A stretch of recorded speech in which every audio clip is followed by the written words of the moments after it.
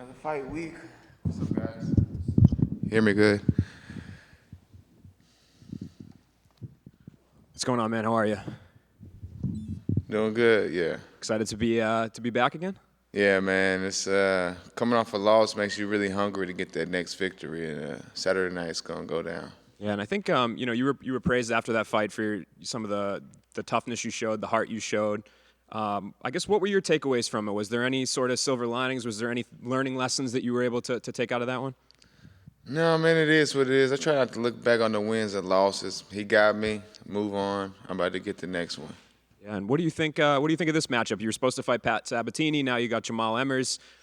The change, does it mean anything to you? Do you like? I feel like it's better for the fans. I feel like the Pat Sabatini fight would have been a little bit less exciting. I think this is going to be a good, exciting fight for the fans to see. So when you have that sort of switch, like midway through your camp, does everything change, or do you kind of stay on the same path? I mean, not really. We just training, grinding, and we just switch up the visualization. You know what I'm saying? We just focusing on a different guy. I believe it'll be about 9 months between fights for you. Was this? Did you want to take some time off, or? Yeah, I took some time off to. My wife gave birth to my first son, so yeah, I spent a little time with them. That's amazing. How's it feel? And we're gonna see. We got that daddy strength now, so we're gonna see when I grab him. In that time, I thought it was interesting. It seemed like your name was coming up a lot in post-fight interviews and people calling you out. I don't know if you heard any of that. That's good. That's good. I mean, that's the name of the game. Stay a little bit relevant when you're not. Yeah, and I guess where do you feel like a win over Jamall will get you? Is it kind of propel you back to get another ranked sort of opponent? Or? I mean, I would like to try to get back a shot at that top 15, but everything right now is focused on Saturday night. Thanks. Nate, next to Nolan here. You're obviously originally supposed to fight Pat Sabatini. You said Emmers to you is a more exciting fight. Why do you feel that way? What about their styles do you like more in Emmers? I just feel like Emmers is more of a, he's going to come out, we're going to strike. I think Pat would have been desperate for the takedown immediately. It would have been a lot of wrestling.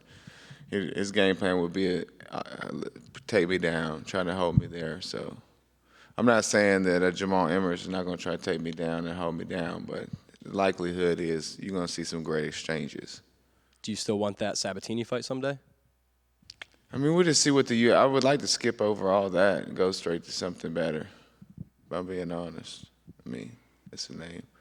And then last one for me. You have one of the most exciting personalities in the sport. Your fight style is very exciting. How do you think a crowd like Atlantic City lends to your style opposed to, like an Apex fight where there's less fans? Oh, man, it's just more thrilling. It's more gladiator when there's fans in the stands and they get to see it and they get to enjoy it and they get to go home and think about that night.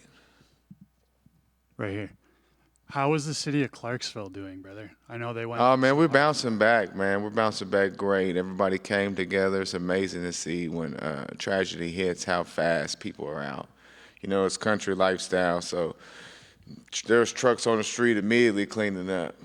Are they still accepting donations, or is it?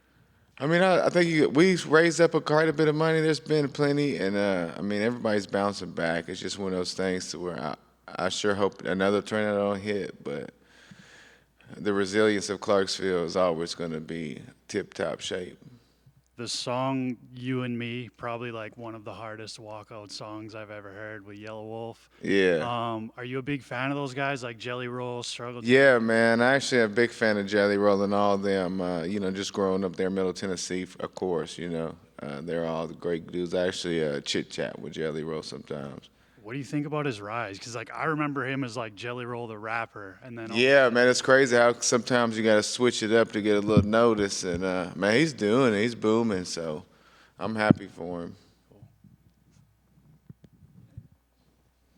I'm actually from Hopkinsville, Kentucky, which isn't too far from Clarksville. I was wondering, You say Hoptown? Yeah, Hoptown. Okay. Yeah, and I was just wanting to ask, coming from Clarksville, what it's like knowing that you're essentially the most successful fighter to really emerge from around that area. You've had success overseas, you've come back to the UFC, and you're still climbing the ranks. So, yeah, man, it's just always been a privilege and an honor of mine to all around the world I've fought, and the whole time I've been yelling out Clarksville, and it's just something that when I look back on it, nobody's done that. Everybody usually bounces out. You get too big for your britches, and you don't want to claim the city you're from. But I'm gonna claim it to the day I die. I'm gonna be, I was born and raised there. I'm gonna be buried there. So it's just one of those things to I've always had a chip like damn Wilma Rudolph was that girl, but I'm trying to give me a little street name or something.